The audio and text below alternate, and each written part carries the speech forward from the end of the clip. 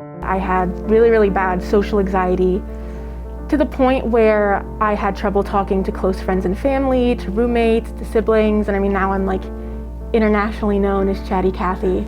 I would always wake up in a panic. A lot of the time I would be so tensed up from anxiety that my legs were like hovering over the bed. And now when I wake up I hear birds and I think about what I'm gonna eat for breakfast. So it's a total 180, it's wild.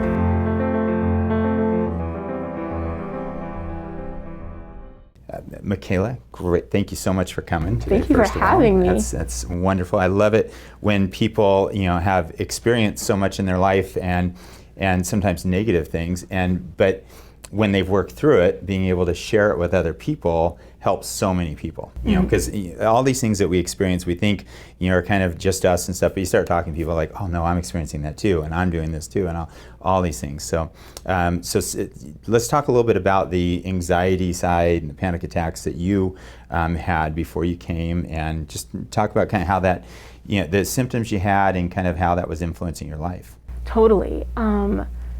Before I had come in, I had panic attacks just about every other day.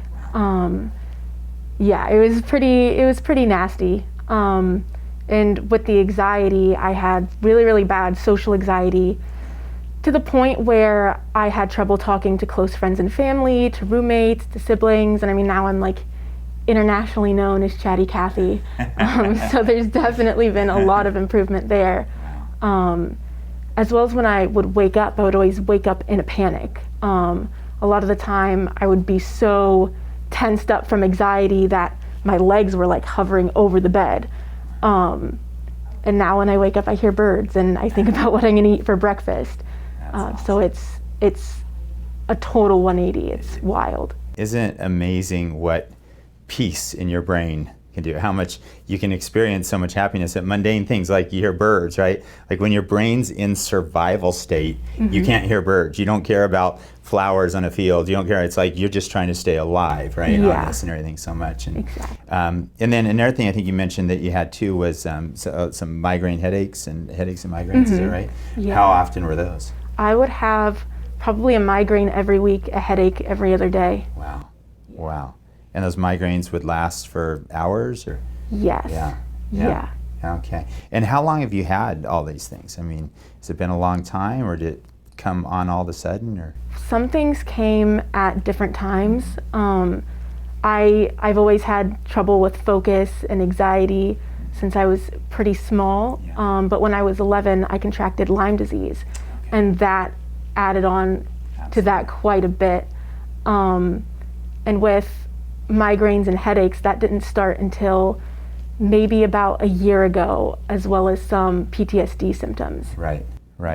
So do you think sometimes a lot of it was also obviously you had the anxiety before, but kind of the stress of the whole COVID pandemic and everything too? I mean, this was one of the worst years we've had in probably 100 years, right? Yeah. And so many people that were already just right at the edge of dealing and managing with their anxiety, put it over, right? Absolutely. So good.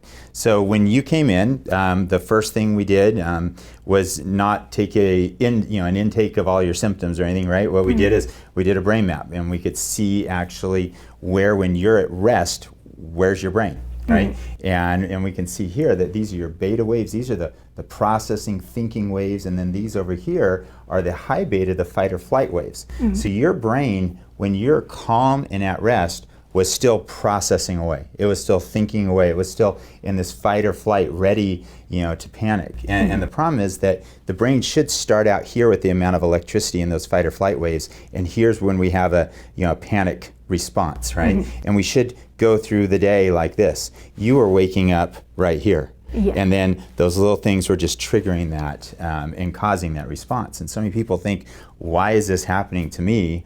But when you look at the electrical activity, you can see it's physiology. It's your brain doing that to you. It wasn't your willpower or you just, your personality, or any of those things. It's the actual brain doing it. Yeah. So can you, just in your own words for people to hear, kind of once you saw this and you did you started doing the session, so you did 20 sessions of neurofeedback, and kind of explain kind of what that was like, the neurofeedback side, the training side. It was really relaxing. I was really nervous at first because I had no idea what to anticipate. I was like, oh, are they going to shock my brain? But it was really, really relaxing. I felt really grounded while I was in there. And what was really interesting to me is that the longer that I did it, I could start to feel the physical sensations and then bring that with me once I was done for the day, which has been incredible. Yeah, it was just very That's awesome. like soothing and tranquil. Right. Yeah, and bringing, I mean, what you're experiencing is bringing those high beta fight or flight waves down and relaxing those. Yeah. But what's great is instead of just general meditation when you're trying to do these things, you actually have an image on the screen that's showing you when you're doing it, when you're not doing it, when you're doing it, when you're not doing it. And it's training it down and down. And, you know, obviously we're not putting any electricity in your head at all. We're just literally mirroring your electricity back to you so you could start to relax those areas. But you know, we can't see our brain. We don't know what's going on, so you can't control it. But when you put a sensor on it and you put it through a screen and you can see what the brain's doing, you can start to control it. And I love how you said how after a few times, you know, as you're doing it, you felt the relaxation, but then you could feel it in your body, right? And so many times people aren't, I don't think they think about it, that the brain controls everything in your body. It controls your muscle constriction, it controls your heart rate, it controls your digestion, your circulation, immune system, all this stuff. And so many times we have these physical things that we're dealing with and not even thinking about the brain. And so, yeah, bring it down, definitely. I mean, this is huge different. This bottom row here is your final map that we did. You can see all the red's gone there. There's still just a little bit of gold, which we're going to do just a couple more sessions on to get that down. That's what's great about a final map. Even though, you know, your symptoms are gone. I mean, when's the last time you had a panic attack? Months ago. Months ago. Yeah. So when you very first started neurofeedback, right? Yeah. And how about headaches or migraines? Also months ago. Also months ago. So most of your symptoms, if not all your symptoms, are really gone.